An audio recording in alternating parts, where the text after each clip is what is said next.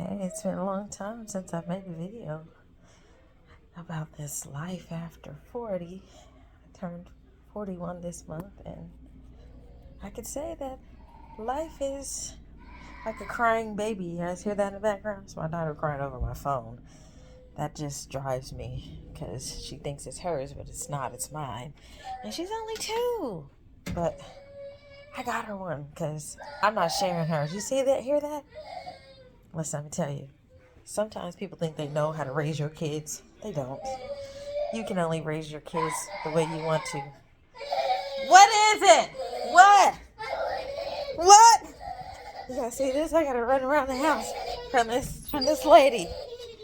I hope you guys understand that being 40 and after has its advantages, like running around your house from your 2-year-old. But then also it has some good things too. So I don't know what to say except follow your gut.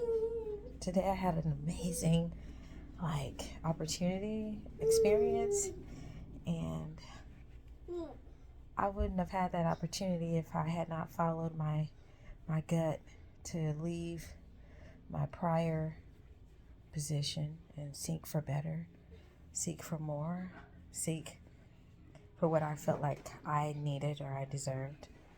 And so as you grow older, I pray that you'll begin to listen to your instincts, what's inside, or what I won't say the universe, I'm going to say the spirit. I'm going to say, the atmosphere around you. What is it saying to you? If it's telling you it's time to go, leave. There's so many opportunities out there for you that you don't have to just depend on one thing, right? You can there's always something else. And here's the thing, when one door closes, it's always a better door that opens. It's kind of like a relationship, right? When one relationship ends, your next relationship should be better. Like, you should have learned some things from the previous relationship so that when you do get into a new relationship, it can be better. And so it's the same thing with a job or even a move or a decision. Hopefully you learn something. And so when you choose, or when the opportunity presents itself, you know which way to go. I don't know. I can say that I know that I am evolving, changing, just really starting to care more about myself and really take pride in my own self.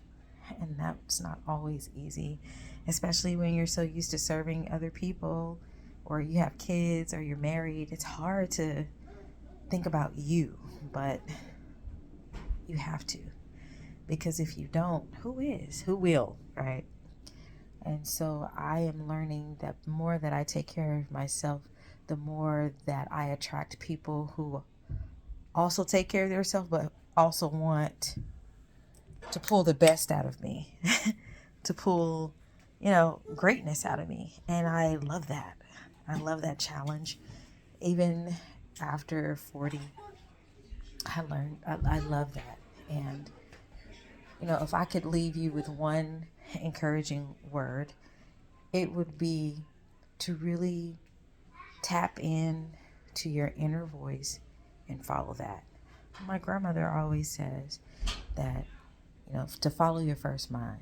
And your first mind is normally the first thing that wells up in you. And sometimes it can be good, sometimes it can be bad, but it normally is the right thing. It's if that makes any sense. So I especially when it comes to making a decision, right? When you have to make a decision, normally the thing that comes up first is really the way you want to go. And sometimes we try to talk ourselves out of it. We do, because maybe we don't feel like we're enough, or we're worthy, or that's what we need. But the truth is, the truth of the matter is, your spirit already knows what you need. Like today, my experience, I was just like, God, you already know what the outcome of this is. So I don't even know why I'm tripping. You already know what the end is going to be. So I'm just going to go in the flow. Like, I'm just going to flow with you. I'm just going to flow with the air that I breathe, flow with the universe around me, flow with the people that I'm in, you know, in this space with. I'm just going to flow. And whatever that looks like, I'm just happy that I'm there. I'm just happy I had that experience. And sometimes we have to do that. Like, I've been doing a gratitude journal this year. Like, that was one of my things I decided I would do different to make myself better, is to be grateful for something every day. And I know some people are like, oh, just do 3 things. No, I do as many as I want. Like, as many things as I can think of to be grateful for. That's what I put on my paper. That's what I put on in my journal, because I want to pour it all out so that I don't have anything left. And that's what I've been doing.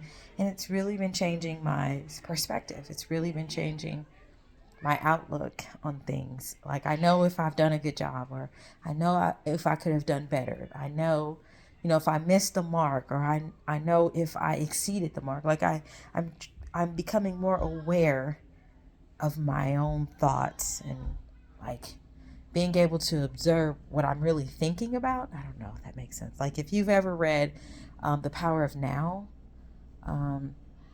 let me go see who that book is by. Like, I'm on this journey of reading. I have so many, I bought so many books at the end of 2024.